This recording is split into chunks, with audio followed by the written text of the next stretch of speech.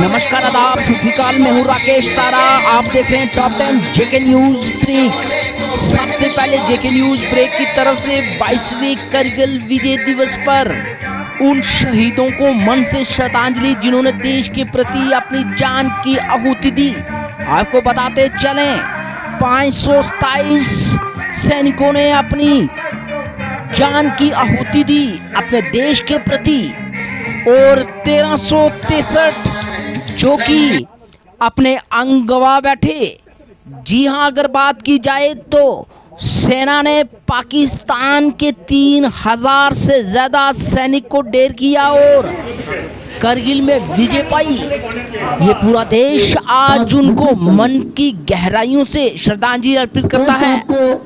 और अगर बात की जाए तो इस दिवस को बड़ी जो है धूमधाम से बनाया गया। जी हाँ, उन वीर जवानों के लिए प्रार्थना की गई, उनको स्वर्ग में जगह मिले जिन्होंने अपनी मातृभूमि के लिए दी जान। पूरा भारतवर्ष 26 जुलाई को याद रखेगा। हर 26 जुलाई को बनाया जाता है करगिल विजय दिवस उन सैनिकों के लिए जिन्होंने अपनी जान की बाजी लगाकर अपने देश को विजयी बनाया। करगिल में पाकिस्तान को करारा जवाब दिया।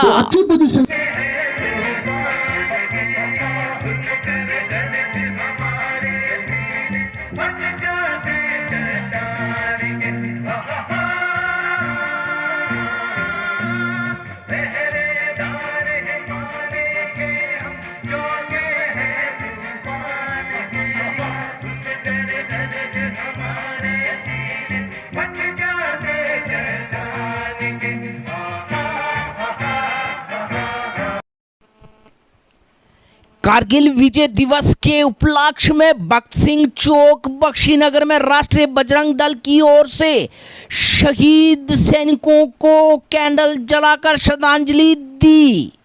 26 जुलाई को इस मिशन को पूरा किया जो विजय दिवस के तौर पर पूरे देश में आज प्रतिवर्ष 26 जुलाई को मनाया जाता है। इसमें हमारे 527 जवान जो है वो शहीद हुए, 1363 जवान जो है वो घायल हुए।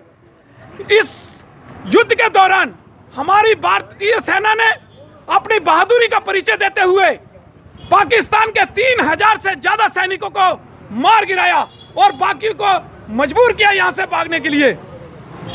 आज हम उन शहीद जवानों को पूरा देश जो है वो श्रद्धांजलि दे रहा है कि आज उनकी बदौलत जम्मू कश्मीर जो है, जो भारत है, वो पूरा आज उनकी शहादत की वजह से जो है वो ठीक ठाक यहाँ के लोग जो रह रहे हैं। और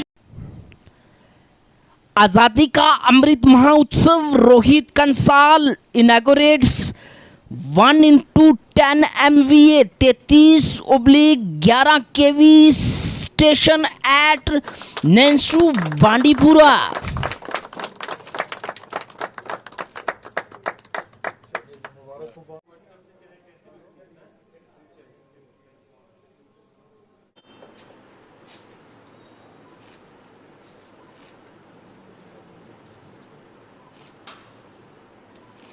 J&K is undergoing a transformation as never before.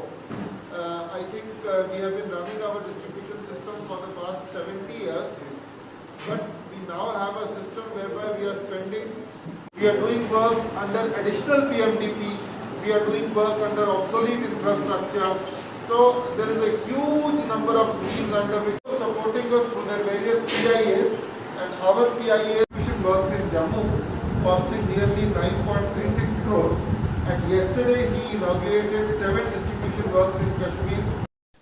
Shiv Sena Dogra front Jammu की तरफ से करगिल के शहीदों को श्रद्धांजलि दी गई। अशोक गुप्ता की क़यादत में विजय दिवस करगिल विजय दिवस के मौके पर 22वें करगिल के शहीदों को जिस तरह से विजय दिवस बनाया जाता है, उस मौके पर जो कि जोर जोर से आगोश लगाकर उनको मन से श्रद्धांजलि दी। देश के लिए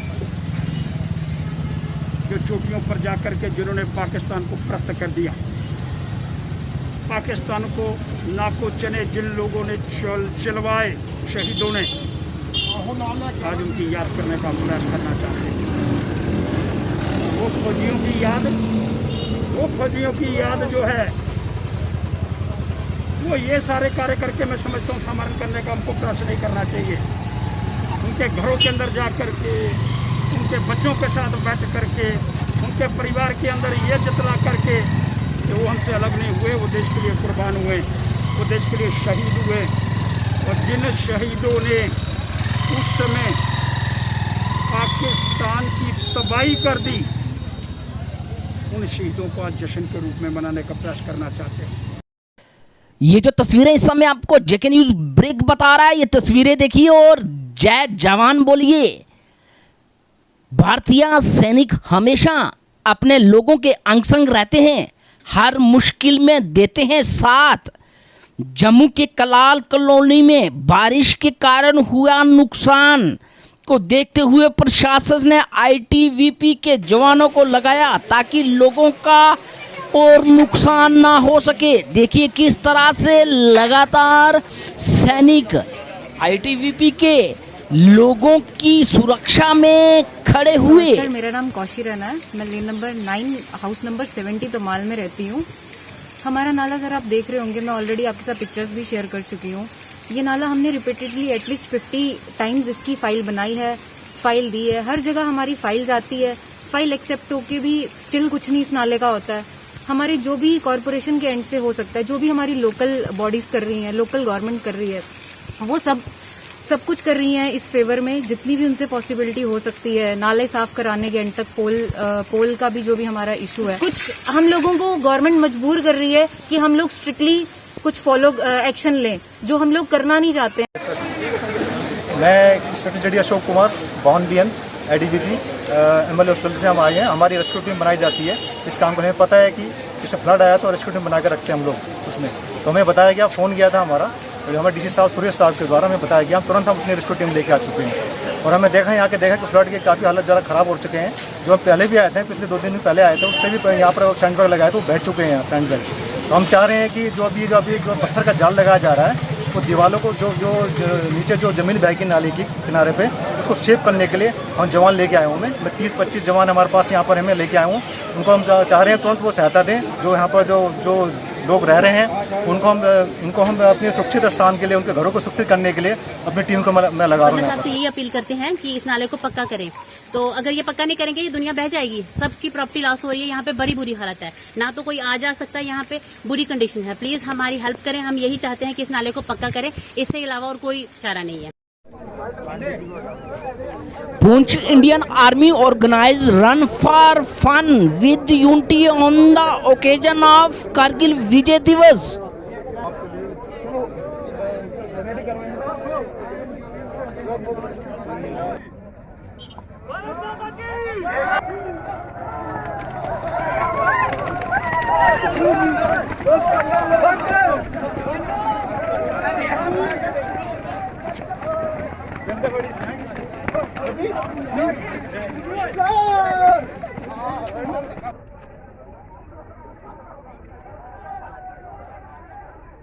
सामने आ जाओ, कैमरा भी रस्ते पीछे।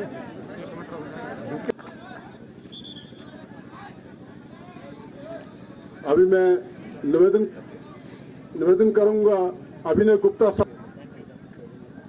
सर पर आप सब लोगों को बहुत बहुत मुबारक देता हूं और मैं आशा करता हूं कि आगे भी हम लोग ऐसे ही फंक्शंस में पार्टिसिपेट करते रहेंगे और फौज के साथ मिलके सब लोगों को, जितने भी एक्स सर्विसमैन हैं, जितने भी वीर नारीज हैं या फिर जितने भी लोग हैं यहाँ पे, उन लोगों को ये सेवाएं प्रदान करते रहेंगे। Thank you very much. ऐसा क्या मोटो है कि आपने कि सर हमारा जो वर्टिकल है मैक्स लाइफ का, उसमें एक वर्टिकल है जो फौज के लिए काम करता है, जिसको हम रक्षक के नाम से जानते हैं। तो रक्षक इज़ ऑल अबाउट फौज। तो इसमें हम लोग फौज के साथ मिलके फौज के लिए ही काम करते हैं। इसमें बहुत सारे एक्स सर्विसमैन हैं जिनको हम लोग एम्प्लॉयड करते हैं। बहुत सारे लोगों को हम लोग यहाँ पे नौकरी देते हैं और वो मिल के फौज की सेवाओं के लिए ये सारे काम करते हैं। इसीलिए हम लोगों ने ये इनिशिएटिव सोचा कि इस कारगिल दिवस के शुभ अवसर पर अगर हम लोग कुछ भी अपनी तरफ से कर पाएँ।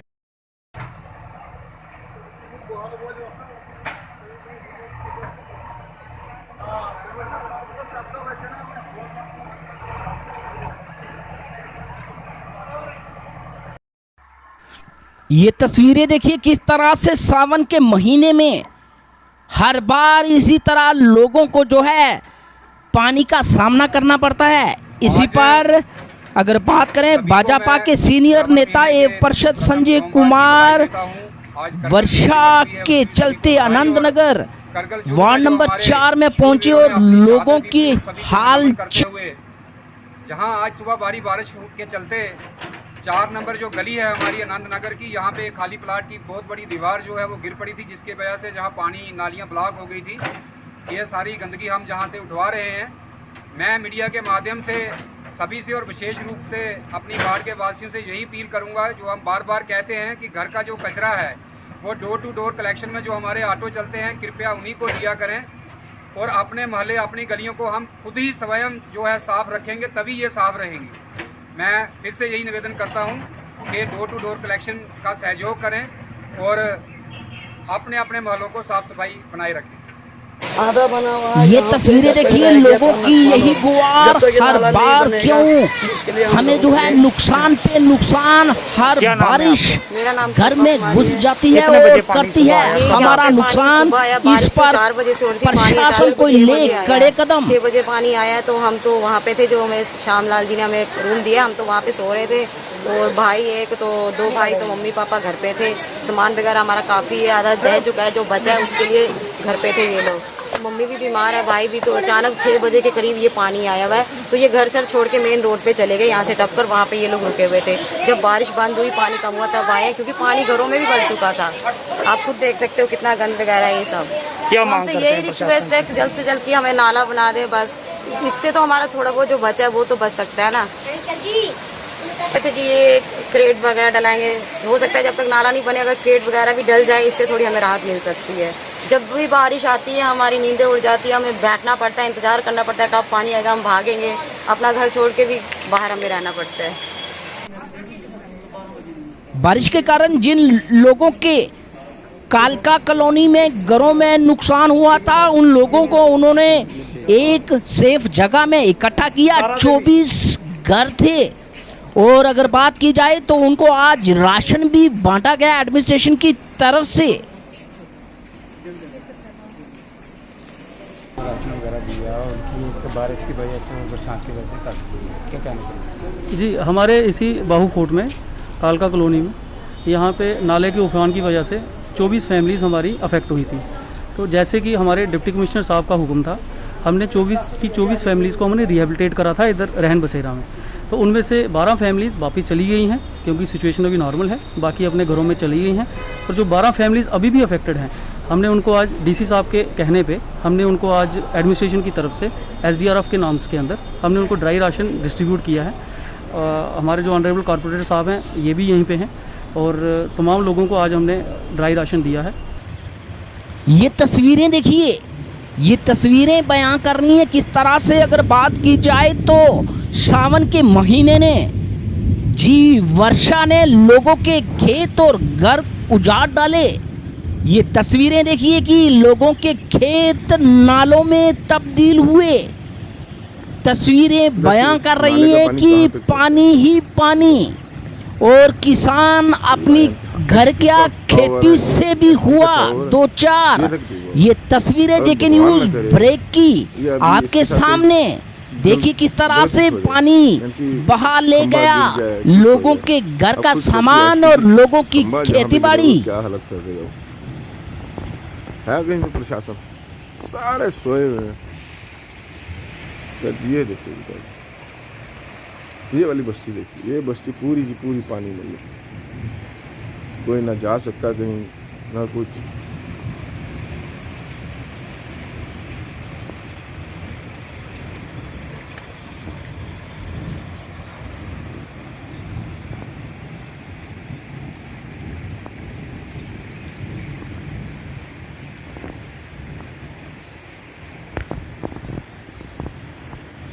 ये वार्ड नंबर 61 है कमाल बोड़ी का।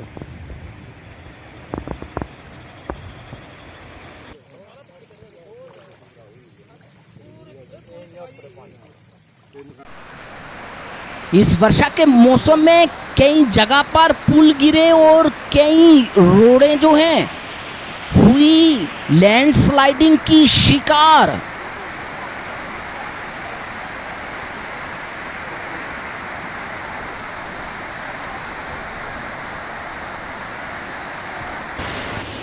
यातायात भी इसमें प्रभावित रही। देखिए किस तरह से वर्षा के कारण रोड नालों में तब्दील, जगह जगह पर पानी, आने जाने वाले लोगों को परेशानी और बिजनेस में भी इसका गहरा असर।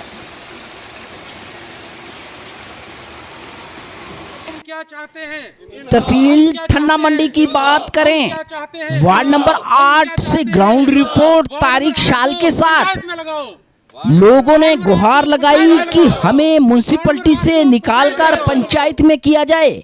आइए दिखाते हैं ग्राउंड रिपोर्ट।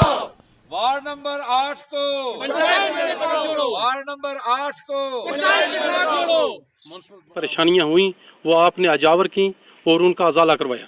मैं खास करके आपका बहुत मशकूर हूं जिन्होंने अपना कीमती टाइम निकाला और हमारी बात और हमारी पब्लिक की बात सुनने के लिए यहाँ पहुँचे।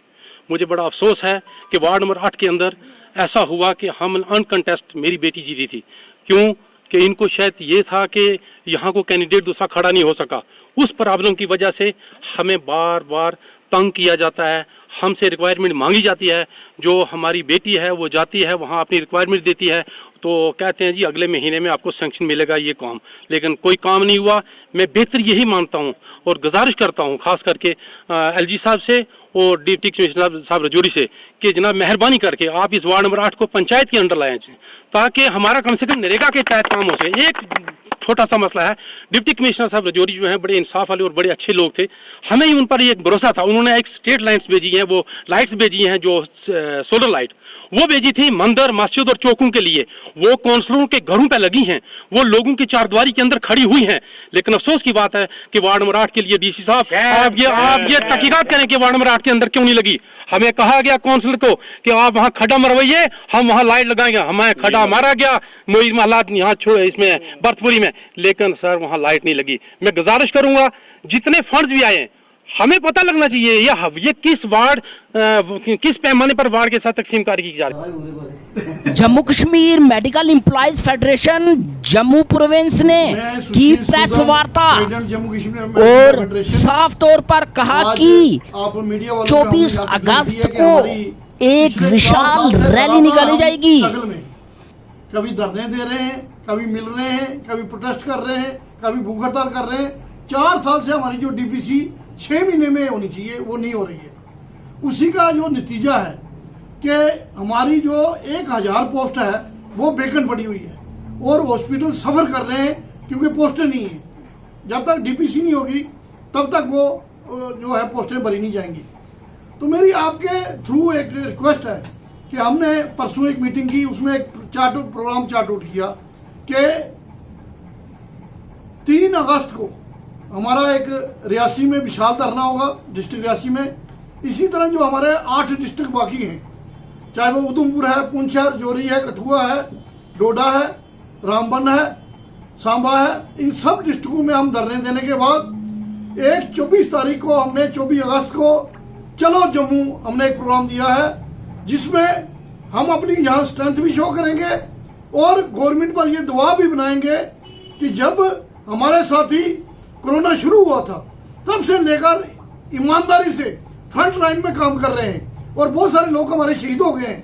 मगर जब उनकी डिमांड्स की बात आऊँ, जो DPC 6 महीने में होनी चाहिए वो 4 साल से नहीं हुई है, उसमें देखो कि कसूर किसका है।